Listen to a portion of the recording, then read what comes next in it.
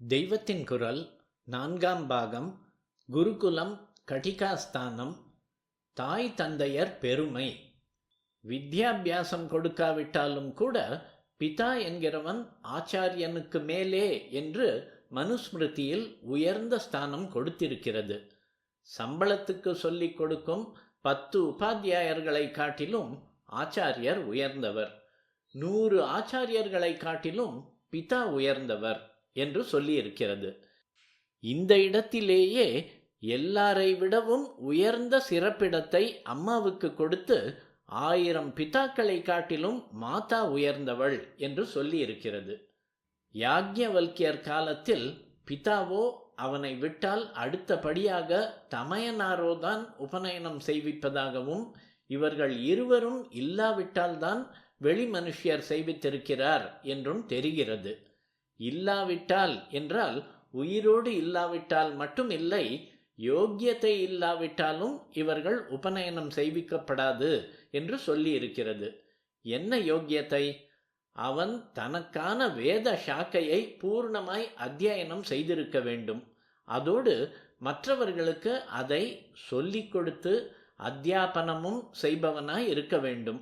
பிராமணனுக்கு தகாத எந்த தொழிலும் செய்பவனாக இருக்கப்படாது. இந்த ஸ்டாண்டர்ட் படி தற்காலத்தில் எந்த அப்பன்காரனுக்காவது பிள்ளைக்கு பூணூல் போட குவாலிஃபிகேஷன் இருக்குமா என்பது சந்தேகம்தான். சில ஸ்மிருதிகளில் குரு என்பது பெரியவர்கள் என்று இருக்கிற எல்லோருக்கும் கொடுக்கப்பட்ட பொது பெயராக தெரிகிறது.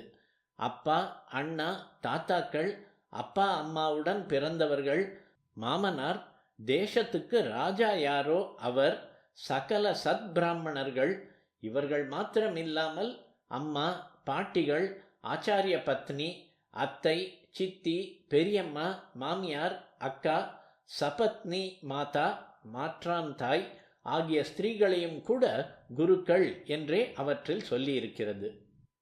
இப்படி பல குருமார்களை சொன்னாலும் ஜன்மாவை கொடுத்து பிள்ளையை வளர்த்து ஆளாக்கிவிடும் பிதாவையே குறிப்பாக குரு சப்தத்தால் சொல்கின்ற மனு, ஆச்சாரியனும் அறிவை தந்து பிதாவுக்கு சமதையான ஸ்தானம் பெறுவதால் குரு என்று கௌரவிக்கப்பட வேண்டியவனாகிறான் என்கிறார்.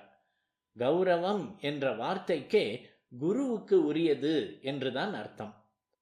தர்ம சாஸ்திரங்களையோ அத்தியாத்ம சாஸ்திரங்களையோ தான் என்று இல்லாமல் அறிவுக்கு எந்த ஒரு வித்தியை கொடுத்து உபகரிப்பவனையுமே குரு என்று சொல்ல வேண்டும் என்று சொல்லும் மனு, இப்படி செய்கிறவர்களுக்குள்ளே சத்வித்யை சம்பூர்த்தியாக கற்றுக் கொடுக்கும் ஆச்சாரியன் பெருமையை என்ன சொல்வது என்று வியந்து கேட்கிறார்.